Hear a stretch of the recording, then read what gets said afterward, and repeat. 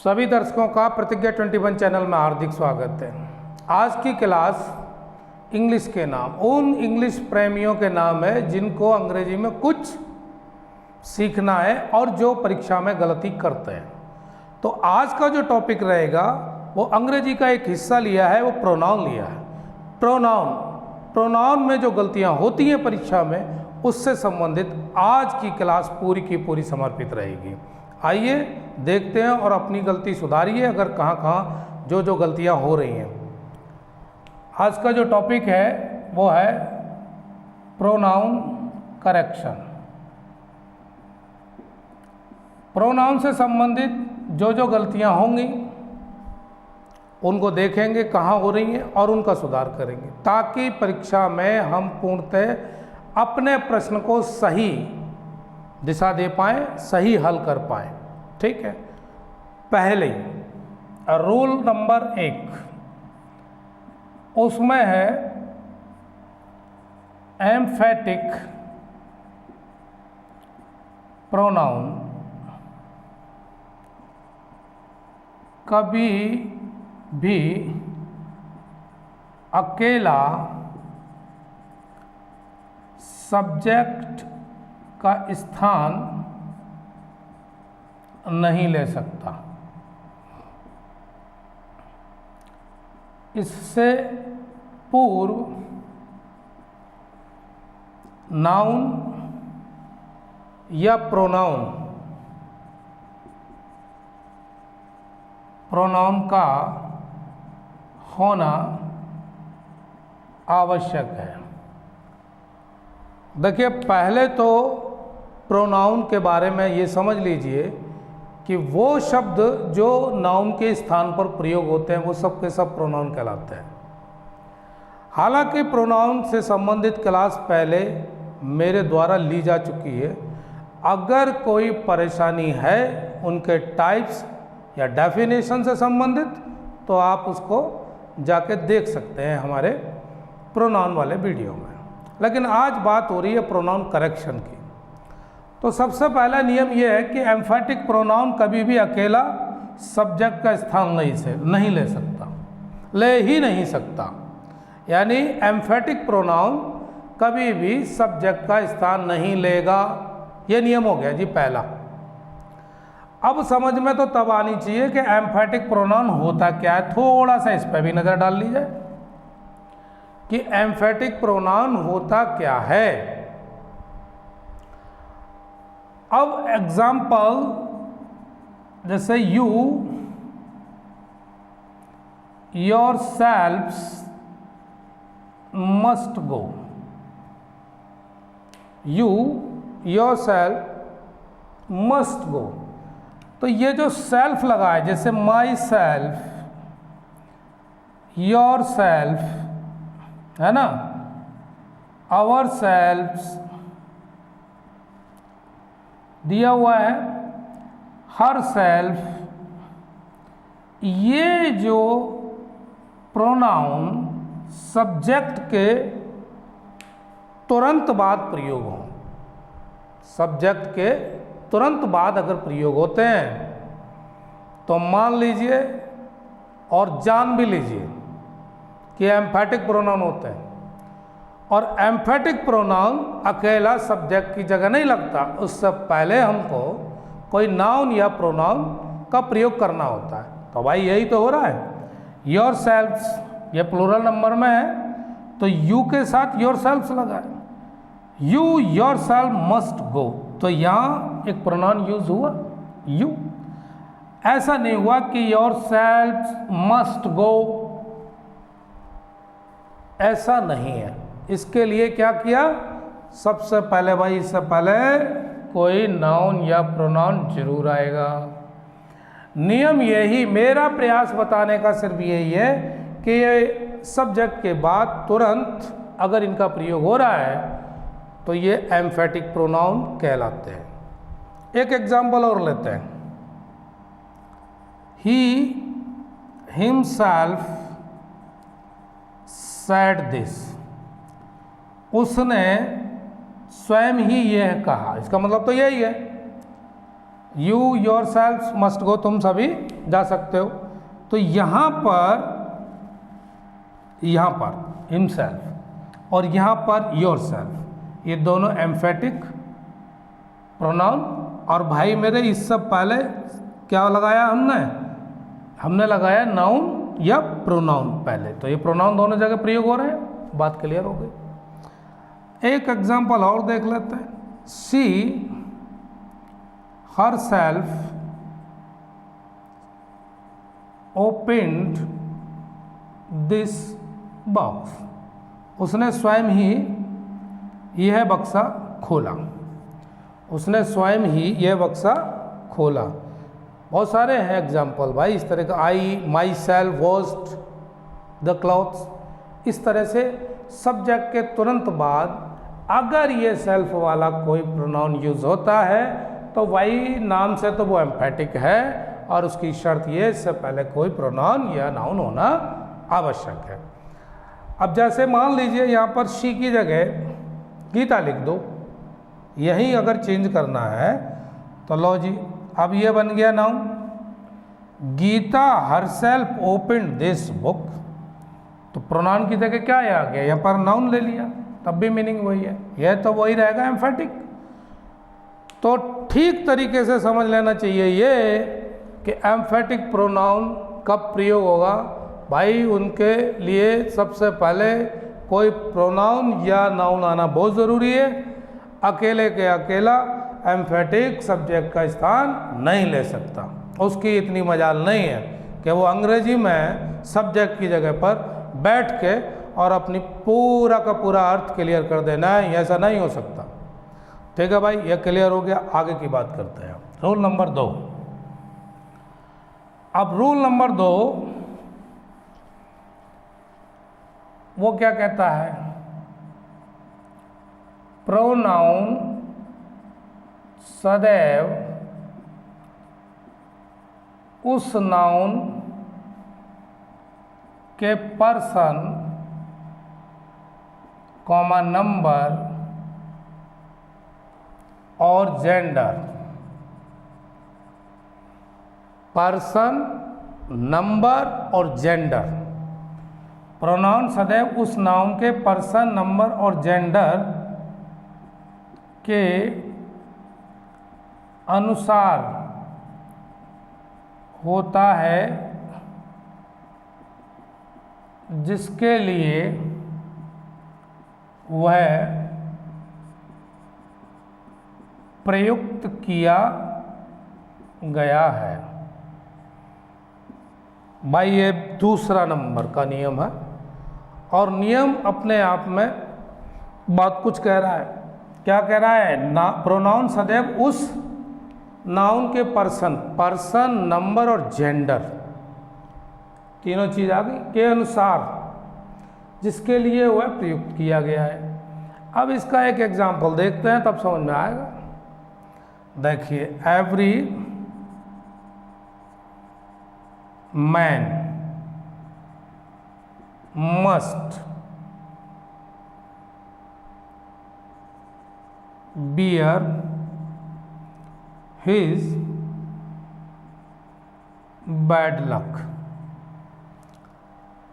Every man और his मतलब ये कि यहाँ सिंगुलर में यूज हुआ है, सिंगुलर नंबर है, तो उसी के हिसाब से हिज आया है। यहाँ पर ना तो हर आया ना देयर आया, यहाँ पर क्या आया, हिज आया, क्योंकि एक वचन है तो एक वचन के अनुसार। जेंडर कौन सा है यहाँ पर, अगर जेंडर मैस्कुलाइन है तो उसी हिसाब से यूज हुआ है इस। अब दूसरा देखते हैं example. All man must bear their bad luck. यहाँ पर प्लूरल हो गया, अब MEN मैन और यहाँ था MAN, तो इसके साथ सिंगुलर और इसके साथ प्लूरल।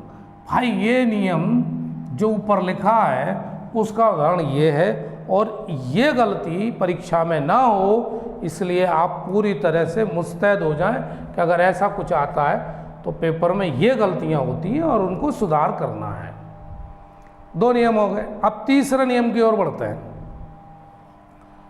तीसरा नियम जो प्रोनाउन से संबंधित है, क्योंकि बात सब प्रोनाउन की हो रही है तो सारे प्रोनाउन के ही होंगे। तो तीसरा नियम क्या कहता है जी? Verb to be. और टू बी कौन से हैं? इज, एम और वॉज वर्ब, ये टू बी। तो वर्ब टू बी का कॉम्प्लीमेंट जब एक प्रोनाउन होता है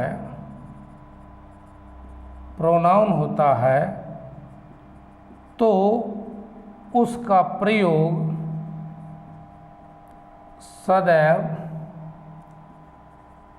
नॉमिनेटिव केस में होता है। अब लाइन तो ये थोड़ी सी बड़ी है, लंबी चौड़ी लाइन लिखी हुई है, समझ में नहीं आ रहा है तो उदाहरण से समझ में आ जाएगा और एक ही झटके में आएगा।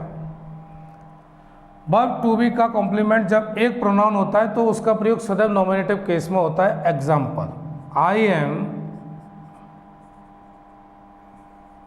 ही, whom you called। I am he लिखा हुआ है, him नहीं लिखा हुआ। मैं वही हूं जिसको तुमने बुलाया। whom you called, I am he, मैं वही हूं जिसको तुमने बुलाया। दूसरा और लेते हैं example, it is I. It is I का मतलब मैं हूं। इट्स मी ज़्यादा प्रचलन में है, लेकिन इट इज आई बिल्कुल करेक्ट है। तो दोनों ही कंडीशन में यहाँ पर ये वर्ब टू बी जो है वो ये है, इज, एम और वॉज और बताया मैंने अभी। और उसमें कॉम्प्लीमेंट जब एक प्रोनाउन होता है तो उसका प्रयोग सदैव नॉमिनेटिव केस, तो ये भी नॉमिनेटिव केस में यूज हो रहा है और यह भी नॉमिनेटिव केस में यूज हो रहा है। तो ये प्रोनाउन का रूल। अब प्रोनाउन से संबंधित इस तरह का कोई पेपर में आता है परीक्षा में तो आप सही करेंगे। चलिए भाई अगले नियम पर चलते हैं। 3 नियम तो हो गए। अगला नियम क्या कहता है उसको देखते हैं। जब किसी वर्ब या प्रीपोजिशन का ऑब्जेक्ट एक प्रोनाउन हो तो वह सदैव ऑब्जेक्टिव केस में होगा। ऑब्जेक्टिव केस में होगा। अब इस लाइन को भी समझते हैं। वर्ब या प्रीपोजिशन का ऑब्जेक्ट एक प्रोनाउन हो तो ऑब्जेक्टिव केस में होगा। एग्जाम्पल लेते हैं, मोहन कॉल्ड मी, ये ऑब्जेक्ट और वो भी प्रोनाउन, और उस पर भी हालत ये है कि ऑब्जेक्टिव केस में ही होगा, नॉमिनेटिव केस में नहीं हो सकता। मोहन कॉल्ड आई, ये कहाँ होता है?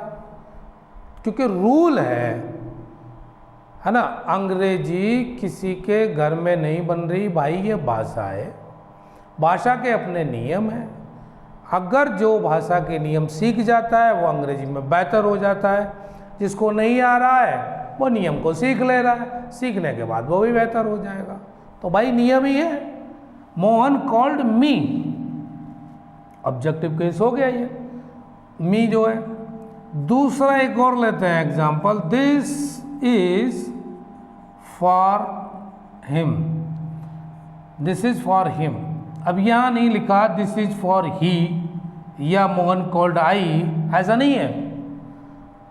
कौन सा? ऑब्जेक्टिव केस में। ये नियम है। हालांकि नियम अब पढ़ रहे हैं बहुत से लोग, तो बहुत पहले से ये बात जानते हैं लेकिन नियम नहीं पता क्यों।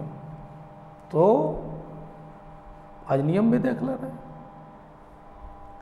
अब आगे चलते हैं भाई, आगे भी और नियम है प्रोनाउन के, बहुत सारे नियम हैं, लेकिन एक एक नियम को देख के सारी गलतियों का एहसास हो जाएगा कि हम कहाँ गलती कर रहे थे, और नियम एक बार दिमाग में आ जाएंगे सारी गलतियाँ दूर, और अंग्रेजी का जो प्रोनाउन वाला सेक्शन है वो दिमाग में बिल्कुल सही बैठ जाएगा। अब आगे देखते हैं भाई, जब दो एक वचन की संज्ञाएं मतलब नाउन्स जिनके पूर्व ईच या एवरी लगाओ और वे एंड से जुड़े हों तो उनके लिए प्रयोग होने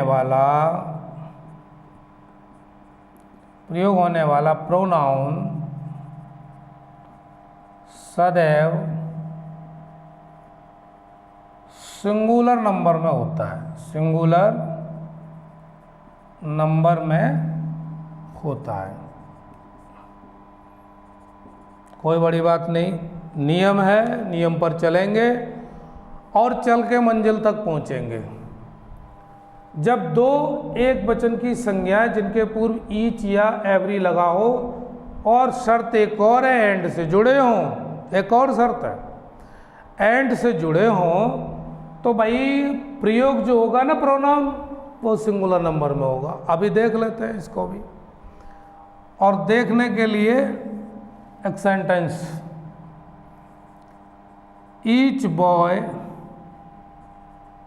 and every servant gets his share. Each भी जुड़ा हुआ है या एवरी, यही बोला ना, ईच और एवरी लगा हो और एंड से जुड़े हों, जुड़े दो नाउन भी हैं ये, बॉय और सर्वेंट, तो प्रोनाउन सदैव कैसा होगा जी, सिंगुलर में। ये जो सिंगुलर में हो रहा है ना प्रयोग, हिज लिखा हुआ है, ये सिंगुलर में है। यहाँ पर देयर का प्रयोग कतई नहीं हो रहा, बिल्कुल नहीं हो रहा, सिंगुलर में नियम है। अब इसी का एक एग्जाम्पल और लिया जाए तो नियम जरा मजबूत हो जाए, और मजबूत चीज़ सबको ही पसंद है। Each day and each hour brings its duty. क्या लिखा हुआ है, each day each hour brings its duty. तो ये जो इट्स यहाँ पर इज, ये कैसा है, सिंगुलर नंबर में। अब आपकी समझ में आ ही गया होगा, अगर कहीं ईच और एवरी से जुड़े हों तो आपको ये प्रयोग करना है किसमें, सिंगुलर में। यह बात क्लियर होगी। अब ये नियम क्लियर हो गया, अगला नियम पर चलते हैं। अगला नियम है, जब दो एक वचन की संज्ञाएं और nor either dot dot dot और, यानी आइदर और नाइदर नॉर से जुड़ी हों तो प्रयोग होने वाला प्रोनाउन, तो प्रयोग होने वाला प्रोनाउन सदैव सिंगुलर में होता है। किसमें होता है, सिंगुलर में, चाहे वो और से जुड़े हों दो दो नाउन, यानी लिखा है ना एक वचन की संज्ञाएं और या नॉर, आइदर और या नाइदर नॉर से जुड़ी हो, तो कहता है कि प्रोनाउन सदैव कैसा होगा जी, सिंगुलर में। एग्जाम्पल देखते हैं जी, neither Rita nor Kamala did her work. ना तो कमला ने काम किया और ना ही रीता ने अपना काम किया, तो यहाँ पर क्या लगाया है, हर। प्रोनाउन सिंगुलर में हर आ गया, देयर नहीं आया, बहुवचन में नहीं आया, हर का प्रयोग होगा। दूसरा एग्जाम्पल और देख लेते हैं, कमल और Mohan has given me his pen. Kamal और मोहन यानी दो में से कोई एक, और का मतलब अथवा has given me his pen, तो यहाँ पर ये प्रयोग हुआ। रूल अपनी जगह पर बिल्कुल फिट बैठ रहा है, एग्जाम्पल दोनों बताए, क्या सिंगुलर प्रोनाउन का प्रयोग होगा। अब अगले नियम को देखते हैं। अगला नियम क्या है,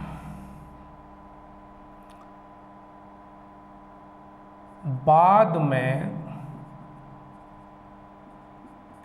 आने वाले नाउन नंबर के अनुसार प्रोनाउन का प्रयोग होता है। अगर आइदर और नाइदर नॉर से जुड़े हों तो क्या कह रहा है ना, बाद में आने वाले नाउन नंबर के अनुसार प्रोनाउन का प्रयोग होगा।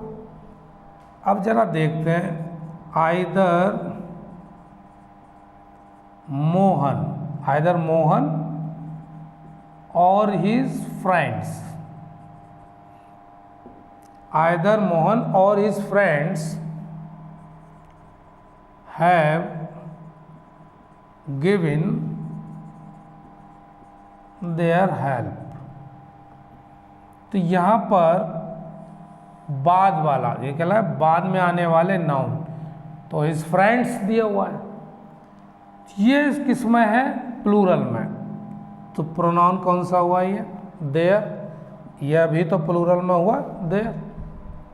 यहाँ पर हिज नहीं लिखा हुआ, क्या नहीं लिखा हुआ, हिज, यहाँ पर देयर लिखा हुआ, और ये देयर का प्रयोग इसके अनुसार किया, बाद वाले, और के बाद। जैसे अगर यह नाइदर होता तो यह नॉर आता, नॉर के बाद जो होगा उसके हिसाब से यह प्रोनाउन प्रयोग होगा। एक एग्जांपल और लेते हैं, neither the boys nor the monitor bot his books. ना तो लड़के लाए और ना ही मॉनिटर किताबें लाए, तो क्या हुआ, खरीदी, बॉट माने खरीदना होता है, तो यह हिज का प्रयोग हुआ है और यहाँ देयर का प्रयोग हुआ था। यहाँ पर बाद वाला कौन सा है, ये मॉनिटर, सिंगुलर, एक वचन संज्ञा है, तो हमारा प्रोनाउन भी उसी हिसाब से सिंगुलर का ही होगा, प्लूरल का नहीं होगा, वही प्रयोग किया है। नाउन नंबर के अनुसार प्रोनाउन का प्रयोग होता है, तो वही हो रहा है, ये भी हो रहा है और ये भी हो रहा है। तो ये बात क्लियर होगी प्रोनाउन से संबंधित। अब देखते हैं भाई इसके आगे वाला नियम। ये सारे जो नियम हैं साथ के साथ तुम्हारे दिमाग में बैठते चले जा रहे हैं। क्यों बैठते चले जा रहे हैं, क्योंकि एक बार एग्जाम्पल के साथ समझा जाए अगर, तो वो परमानेंट हो जाता है, दिमाग में बैठ ही जाता है उदाहरण के साथ। और रही बात मेहनत की, तो देखो कोई भी टेस्ट हो, कोई भी काम हो, मेहनत तो करनी पड़ती है। परीक्षा हो या जीवन से संबंधित कोई अन्य काम, मेहनत तो करनी पड़ती है, और सारी मेहनत टाइम भी मांगती है। ऐसी कोई मेहनत नहीं जो टाइम ना मांगती हो। कम समय में ज़्यादा उत्पादन परीक्षा के मामले में नहीं, ये तो पूरी कीमत लेगा। अगर किसी पेन की कीमत 20 रुपये है तो 20 रुपये देना पड़ेगा, यानी मेहनत करनी पड़ेगी। 4 घंटा 5 घंटा ये तो उसकी क्षमता के ऊपर होता है कि कौन व्यक्ति कितनी जल्दी तैयार करता है, लेकिन कीमत तो देनी पड़ती है। करिए तैयार, हम आपके साथ हैं, लगे रहिए। अगला दिया हुआ है rule, relative pronoun that. Relative pronoun that का प्रयोग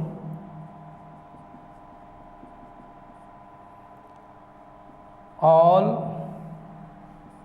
same, any, none, nothing, only शब्दों के बाद करते हैं। शब्दों के बाद करते हैं। किसका प्रयोग करते हैं? दैट का, रिलेटिव प्रोनाउन दैट का प्रयोग। कौन कौन से शब्द हैं? मैंने अभी लिखे हैं all, same, any, none, nothing, only, इनके बाद। अब प्रयोग देखें इसका। All that glitters is not gold. हर चमकने वाली वस्तु सोना नहीं होती, इसका मतलब तो यही है।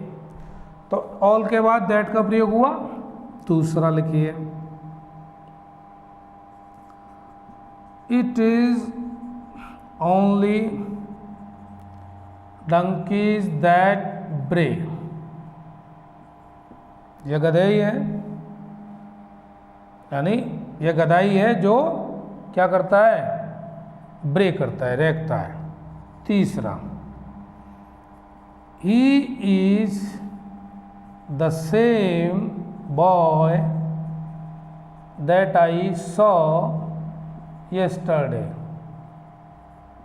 अब 3 एग्जाम्पल और तीनों में दैट का प्रयोग। यहाँ पर भी ये दैट का प्रयोग, ये भी दैट का प्रयोग और ये भी दैट का प्रयोग। शर्त क्या थी कि ये वर्ड आने चाहिए all, same, any, none, nothing और ओनली। तो देखो इसमें ओनली आ रहा है, इसमें सेम आ रहा है। तो दैट का प्रयोग इन जगह पर भी करते हैं भाई, ये भी दिमाग में रखना है। चलिए भाई अगले नियम की ओर चलते हैं। अब अगला नियम,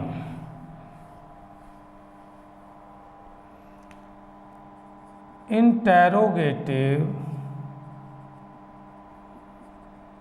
प्रोनाउन हु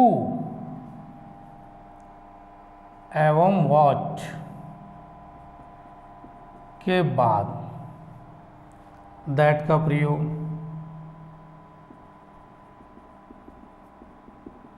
इसके बाद भी दैट का प्रयोग करते हैं। कौन सी दशा होगी जब ऐसे में दैट का प्रयोग करेंगे, वो दशा भी देखते हैं। पहला, who are you that you should object. एक तो ये हु और दैट। दूसरा, what is there that I do not know। यहाँ भी that और ये what। तो वही तो लिखा है इंटरोगेटिव प्रोनाउन हु और what के बाद that का प्रयोग करते हैं, लेकिन किस कंडीशन में करते हैं यह भी मैंने आपको दिखा दिया, क्योंकि ये 2 सेंटेंस ही काफ़ी हैं समझने के लिए। what is there that I do not know। Who are you that you should object। Clear हो गया that का प्रयोग who और what के साथ कैसे होता है। चलिए भाई अब अगले नियम की ओर फिर चलते हैं।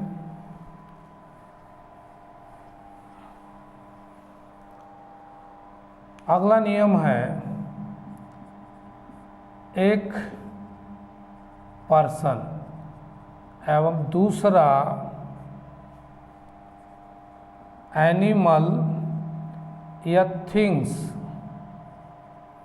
हो तो दैट का प्रयोग।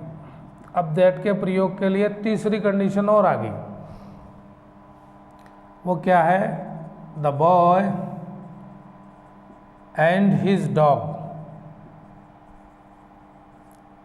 ये पर्सन हो गया, ये एनिमल हो गया dog. The boy and his dog that entered my room were pushed out. The boy and his dog that enter, यहाँ पर दैट का प्रयोग हुआ है। अब कौन सी कंडीशन है, यह भी आपके दिमाग में बैठ गई।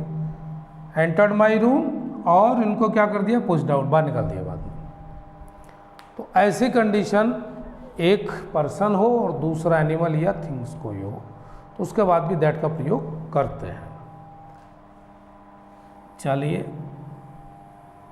समझ में उम्मीद है आ ही रहा होगा कि प्रोनाउन में कहाँ पर कौन कौन से सुधार की जरूरत है। सच, अगला नियम, सच या एज के बाद सदैव एज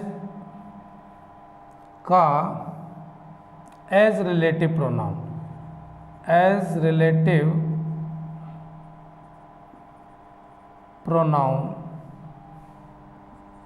का प्रयोग किया जाता है। अब इस नियम में क्या खास बात है कि सच हो या एज, इन दोनों में से कोई भी प्रयोग हो रहा हो तो एज का प्रयोग जरूर करेंगे। किसका? एज का प्रयोग जरूर करेंगे। कैसे करेंगे? This is not such a good book as I expected, जैसा कि मैंने उम्मीद किया था। एज का प्रयोग हुआ या सच का प्रयोग हुआ, तो जैसे ही सच लग गया तो इसका मतलब यह है कि भाई एज का प्रयोग होना है।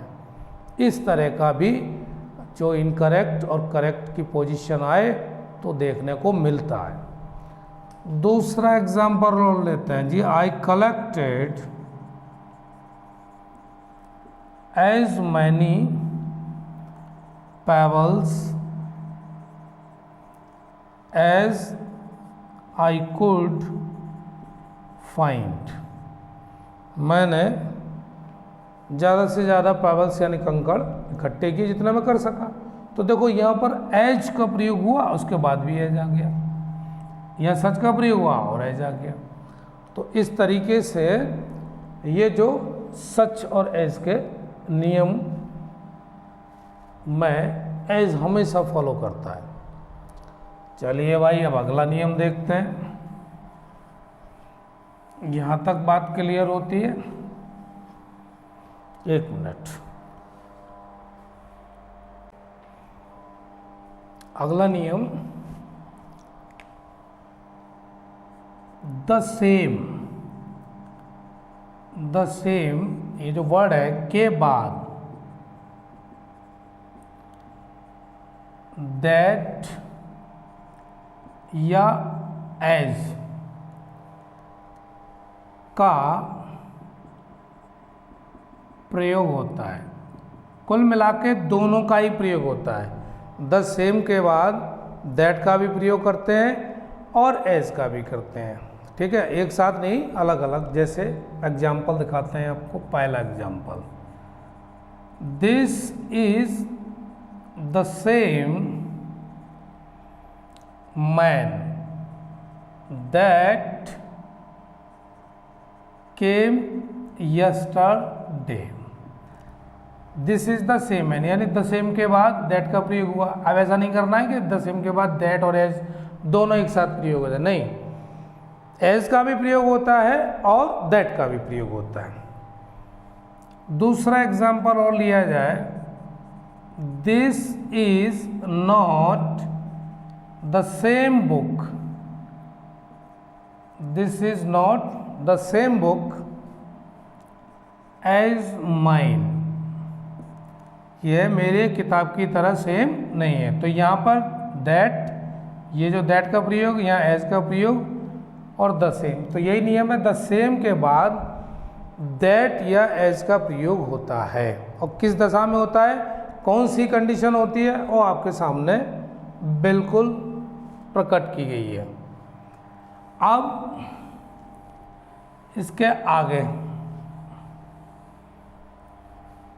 यदि वन, यदि वन का प्रयोग नॉमिनेटिव केस, यदि वन का प्रयोग नॉमिनेटिव केस में हो तो पजेसिव केस में वंस का प्रयोग करते हैं। फिर हिज और हर का प्रयोग नहीं करेंगे, किसका करेंगे, वंस का। Example, one should take care of one's health, one should take care of one's health, यहाँ वंस लगाएंगे जब ये नॉमिनेटिव केस में वन का प्रयोग हुआ हो।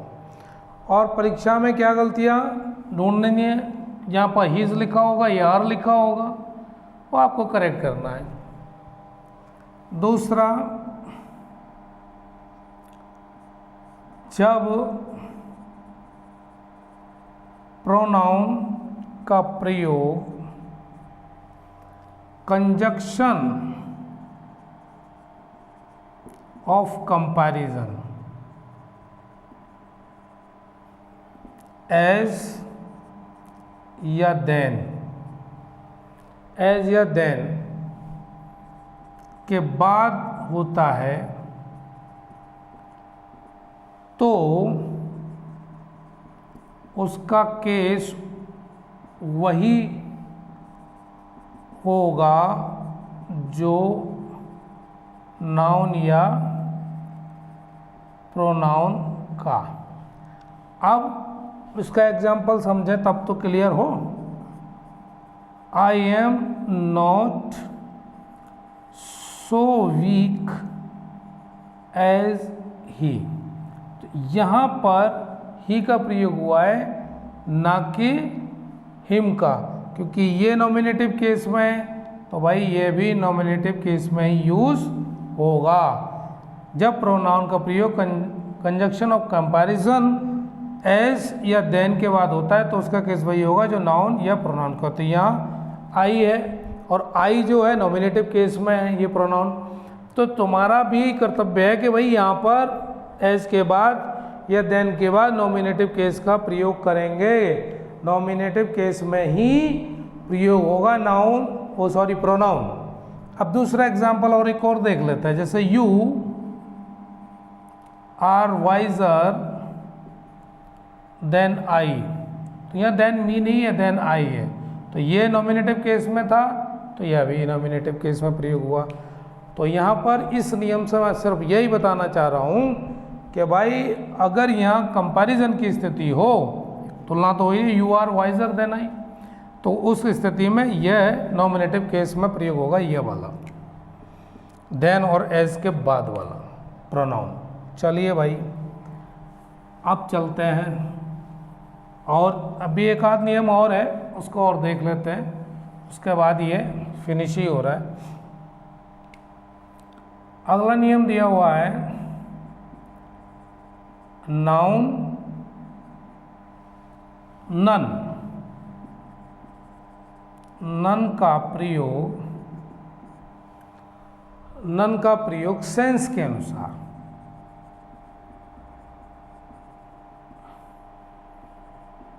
सिंगुलर या प्लूरल दोनों में ही किया जाता है। दोनों में ही किया जाता है। अब वो कैसे किया जाता है? None but the brave deserves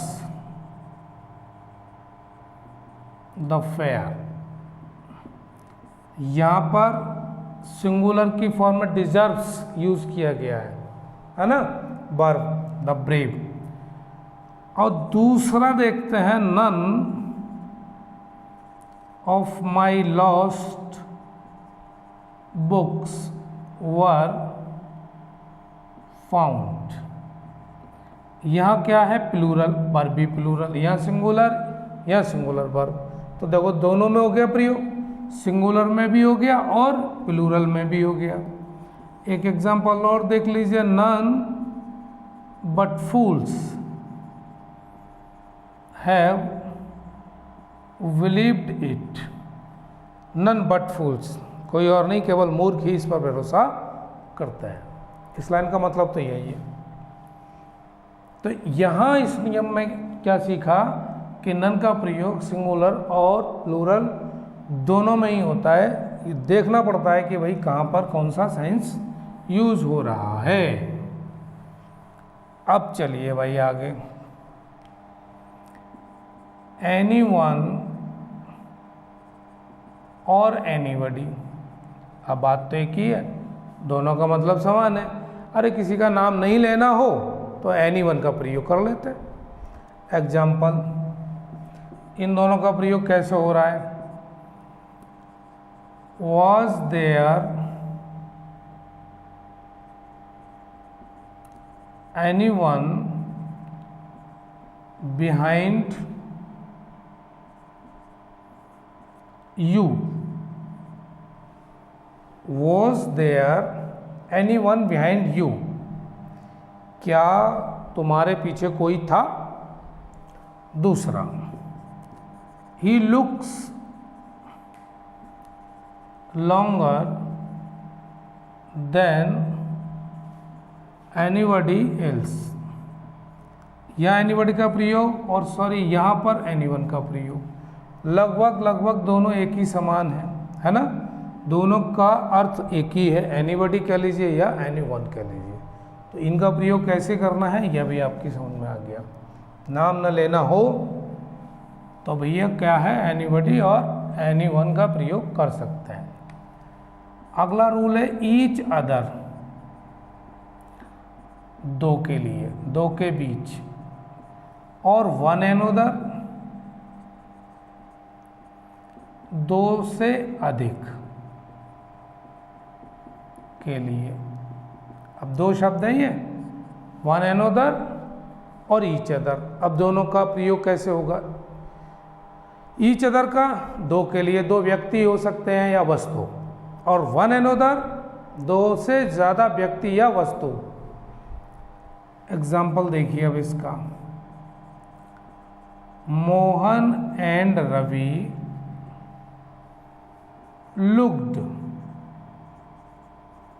eight each other. Mohan और रवि दोनों ने एक दूसरे की ओर देखा। अब दूसरे का example, members usually meet regularly in one another homes. तो यहां वन another यूज हो रहा है, एक दूसरे के घरों में। Members usually meet regularly in one another's home. Member जो है एक दूसरे घरों में अक्सर मिला करते हैं, ये लिखा हुआ है।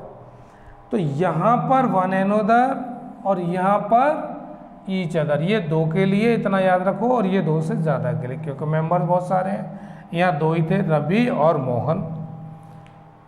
तो आज जो हमारी चर्चा हुई है वो किस पर हुई है? Pronoun correction. जो प्रोनाउन में गलतियाँ होने की परीक्षा में प्रबल संभावना रहती है, चर्चा आज केवल उसी की हुई है।